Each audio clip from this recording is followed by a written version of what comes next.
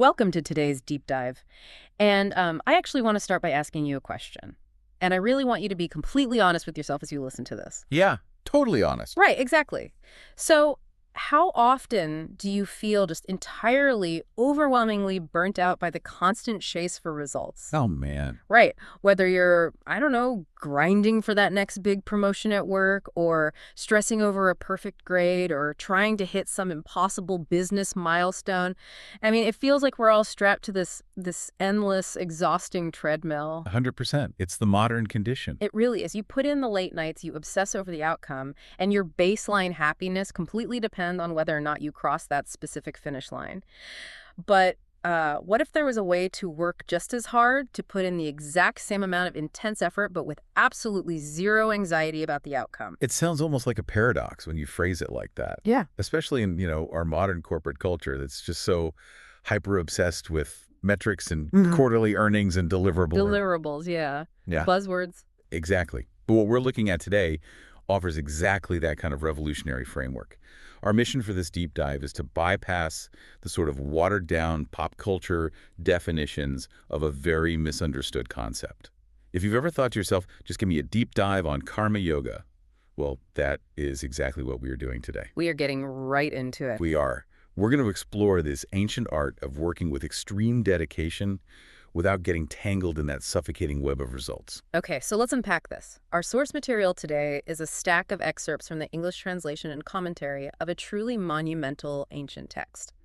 It's called the Bhagavad Gita, as it is, translated and commented on by A.C. Bhaktivedanta Swami Prabhupada. A massive text. Huge. And just to set the stage for you, this isn't just some dry academic philosophical textbook. It's actually structured as a dynamic conversation, and not a conversation happening in some quiet, peaceful monastery. This is a dialogue taking place right in the middle of a literal, chaotic battlefield. And that context is incredibly important to grasp.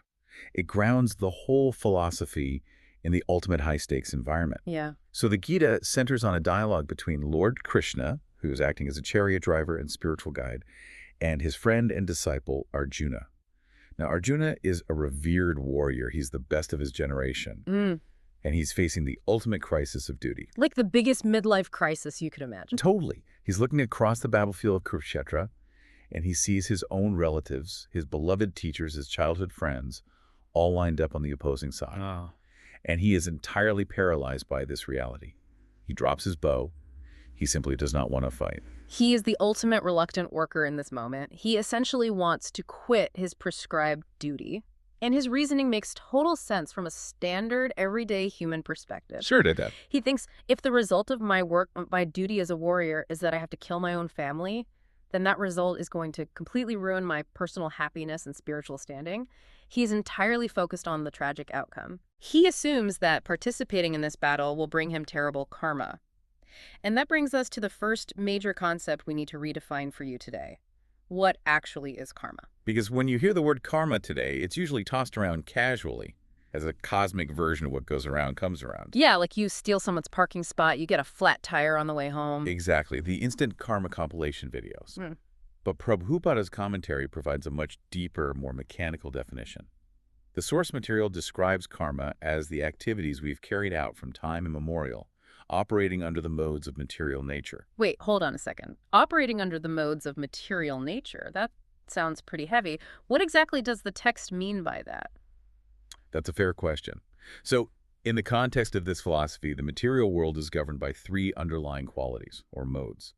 Think of them as the primary colors of human psychology and physical nature. They are goodness, passion, and ignorance. Okay. Goodness, passion, ignorance. Right. Every action we take is influenced by a mixture of these three modes. So karma isn't just a mystical point system. It's a precise chain of cause and effect fueled by our actions under these specific modes. Because of these activities, we are constantly either suffering or enjoying the fruits of what we've previously done. It's an endless chain. An endless binding chain tying the living entity to the material world. But here's where it gets really interesting, though. I was reading through the source notes, and I hit this incredible aha moment. We tend to think of karma as this inescapable, eternal destiny that's just permanently written in the stars. Right, like fate. Like fate. But the translation explicitly states that karma is actually not eternal. Yes. What's fascinating here is that out of the 5 main subjects discussed in the Gita, which include the Supreme Lord, the living entity, material nature, time, and karma, karma is the only one categorized as temporary. Which is huge. It is huge. Why is it temporary? Because karma is actively created by our actions and our desires, which are often performed in a state of ignorance. And since it's dynamically generated by how we act, it can actually be changed, or even stopped entirely, if we fundamentally alter the consciousness behind how we act. Which completely sets the stage for the yoga part of a deep dive on karma yoga. Exactly. Because a lot of people hear yoga and they just think of stretching on a Lululemon mat in a hot room. But in this context, it means linking or connecting your consciousness to the Supreme. To help Arjuna achieve this, Krishna gives him a central, mind-bending instruction. It's basically the golden rule of this entire philosophy. Which core thesis? Yeah. He tells Arjuna, you have a right to perform your prescribed duty, but you are not entitled to the fruits of action. Let's just sit with that for a second, because it directly challenges everything modern society teaches us about motivation. From childhood, we are told to keep our eyes on the prize. Yeah. But the commentary warns you that when you act solely for the result, what the book calls fruitive activities, or acting for personal sense gratification, you actually become the primary cause of that action. And that's a problem. It's a massive problem. Because when you establish yourself as the cause, you are completely bound by the resulting effects. If the result is good, you are chained to it. If the result is bad, you are chained to it. You are perpetually trapped in that cycle. To make this super relatable for you listening, think about modern dopamine loops. Imagine you take a beautiful photograph. If you take it just for the pure joy of the art, you feel great. But if you post it online specifically to get likes acting for the fruit of the action, you're suddenly checking your phone every 2 minutes. Yeah, refreshing the feed. Refreshing constantly. Your happiness is entirely dependent on a metric you cannot control. You've become bound by the result. The source actually uses a brilliant analogy of a businessman to illustrate this. Imagine a guy who works incredibly hard, uses all his intelligence, puts in 80-hour weeks, and eventually amasses a massive bank balance. The classic success story. Right. And because he did all that grinding for his own benefit, he looks at that money and thinks, I am the enjoyer. But there's a hidden trap there. Because he has eagerly claimed the position of the enjoyer, he leaves himself entirely vulnerable to the flip side of that coin. The risk. The massive risk. If the market crashes the next day and his portfolio is wiped out, he immediately becomes the sufferer. He's trapped on a psychological and spiritual roller coaster, entirely dictated by economic circumstances, completely outside of his ultimate control. I hear that. I really do. But practically speaking, let me push back a bit on behalf of the listener. Sure. If I genuinely don't care about the result, isn't my work just going to get incredibly sloppy? How do I maintain my ambition and my drive if I am completely unattached to whether the project succeeds or fails? It sounds like a recipe for total apathy. This raises an important question, and it's definitely the most common hurdle people face when encountering this idea. Detachment in karma yoga does not mean apathy. You aren't detaching from the effort. You're detaching from the outcome. From the outcome. Okay. The Gita advises performing your duty while being equipoised, abandoning all attachment to success or failure. Think of an elite athlete. If they are obsessing over the gold medal while running the race, they lose focus on their mechanics and they stumble. They choke. They choke. But if they are entirely present in the act of running, giving perfect effort to each stride, they perform at their absolute peak. Yeah. You do the work to the absolute best of your ability, but you mentally let go of the win or the loss. That state of equanimity is the yoga. So what does this all mean for you? If we connect this to the bigger picture, it fundamentally changes your relationship with daily anxiety. Anxiety almost always lives in the gap between the effort we are putting in right now and the future result we're desperately hoping for. That gap is brutal. It is. But by accepting that you only have the right to the labor and not to the fruits of that labor, you close that agonizing gap. The work itself becomes the destination. Beautifully put. But wait. If work inherently binds us to this cycle of cause and effect, and quitting isn't an option, is there a loophole? Does the author offer a third way out of this trap? It does, and it comes down to a really fascinating linguistic and philosophical distinction. The commentary breaks human action down into 3 distinct categories: karma, vikarma, and akarma. Okay, I want to make sure we get this right. Can you walk us through those 3? Absolutely. Let's start with karma. Now, in this specific breakdown, karma refers to regular prescribed duties or actions done for a positive fruitive result. You work hard at your job to get a bonus, and you get bound by that good karma. Got it. Then there's the karma. These are explicitly wrong actions, activities against moral authority, performed purely for selfish, often destructive sense gratification. This results in bad karma, binding you to future suffering. Both karma and vikarma keep you firmly trapped on the Ferris wheel of the material world. But then there's the secret weapon. A karma. A karma. Exactly. Action without fruitive reactions. A true practitioner of this philosophy performs a karma. Physically, to an outside observer, they might look exactly like that ambitious businessman working hard at his desk or the fierce warrior fighting on the battlefield. The external action is identical. You can't tell the difference from the outside. You can't. But internally, their consciousness is entirely different. By doing everything as an offering or a sacrifice to the Supreme, rather than for their own personal sense gratification, they remain completely untangled from the outcome. They are working as an instrument. Yes. Imagine how incredibly liberating that is for you. Imagine walking into a high-stakes corporate presentation or launching a new creative endeavor, and you have prepared flawlessly. You are delivering your absolute best work. But internally, you have surrendered the ultimate success or failure to a higher power. It's as though, karmically speaking, you aren't doing anything at all. You're just a flawless tool being utilized by the universe. And because you aren't claiming ownership of the action for your own ego, you don't accumulate any reaction. The commentary notes that such a person is ever satisfied and independent. He performs no fruitive action, although engaged in all kinds of undertakings. It's brilliant. You are completely, vigorously active in the world, yet perfectly insulated from the chaotic, stressful reactions of the world.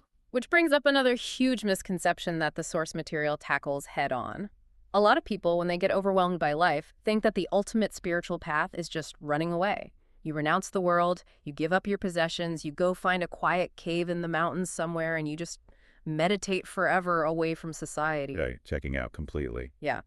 In the Vedic tradition, this formal renunciation of work is called sannyasa. Yes, and this is where Prabhupada's commentary provides a very counterintuitive insight. When Arjuna essentially asks which is better, renouncing work entirely or working in devotion, Krishna specifically states that work in devotional service is better than renunciation of work. Better than renunciation. Better. Artificial renunciation is actually very dangerous. Why? Because the mind is still highly active. It's still craving things. If you force yourself into a cave, but your mind is still dwelling on the comforts of the city or the prestige you left behind or the food you miss, you haven't actually renounced anything. You're just physically idle while mentally engaging in fruitive desires. Instead of running away, the Gita points out this concept of svada dharma. This translates to your own prescribed occupational duty. It's based on your natural psychophysical nature. And there is a stark, almost intimidating warning attached to this. The text says it is better to perform your own duty imperfectly than to perfectly perform another person's duty. If we connect this to the bigger picture, think about how prevalent the grass is always greener syndrome is today. Oh, it's everywhere. Thanks to social media, we are constantly bombarded with the highlight reels of other people's lives. We think, if only I were a travel influencer instead of an accountant or a tech CEO instead of a teacher, then I could finally be at peace. We're constantly tempted to abandon our actual natural responsibilities because someone else's path just looks more glamorous. Exactly. But the source material insists that your spiritual progression happens right where you are, utilizing the exact nature, temperament, and skills you already possess. Trying to artificially adopt someone else's svadharma is spiritually destructive. Let's make this highly practical for you. If you want to apply a deep dive on karma yoga to your own life, you do not need to radically change what you do. You don't need to draft a resignation letter for your corporate job, or abandon your family responsibilities, or suddenly move off grid. No, please don't do that. Right. You just need to change who you are doing it for and your mental attachment to the outcome. You shift the center of your universe from your own ego to a higher purpose. And to reinforce just how powerful and complete this shift in consciousness is, the commentary makes a fascinating comparison between the path of unattached action and the path of Sankhya. Now, we should probably explain what Sankhya is, because it's a major pillar of ancient philosophy. Yeah, let's give that some breathing room. What exactly does the path of Sankhya look like compared to what we've been discussing? Sankhya is the deep, highly analytical study of the material world and the soul. A philosopher on the path of Sankhya seeks liberation by intellectually dissecting reality. They break down the material elements, mind, ego, intelligence, the physical senses, to systematically realize that I am not this body, I am pure spirit. Very heady stuff. Extremely. It involves intense, isolated meditation and a total intellectual withdrawal from the world. For centuries, scholars would argue endlessly about which path was superior, the active, engaged path of working in devotion, or the isolated, analytical path of Sankhya. It sounds like the classic divide between the ivory tower academic and the boots-on-the-ground worker. That is the perfect analogy. But the Gita brilliantly dissolves this debate. It asserts that someone who applies themselves properly to the active path of unattached action achieves the exact same ultimate liberation as the isolated analytical philosopher. They reach the same goal. The exact same. They're not competing paths, they're two sides of the same coin. One person intellectually analyzes the root of the tree to understand its nature, while the other simply waters the root through dedicated, unattached service. Both ensure the tree flourishes. The destination is identical, but for the vast majority of people living in the real world, the path of active, unattached work is far more practical and safe. So, to bring this massive topic all together, what have we actually extracted from this deep dive today? We've covered some incredibly profound ground. First, karma isn't a permanent life sentence written in stone.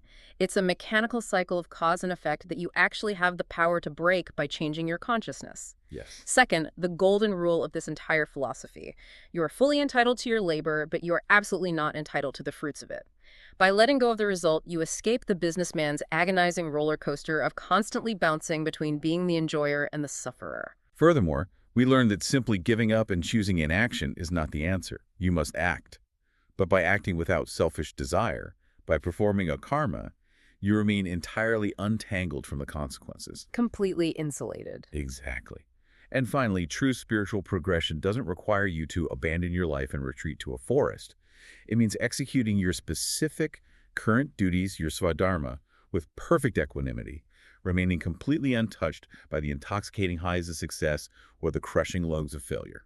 It is such a profound paradigm shift. It completely takes the crushing pressure off your shoulders while simultaneously demanding your absolute best, most focused effort.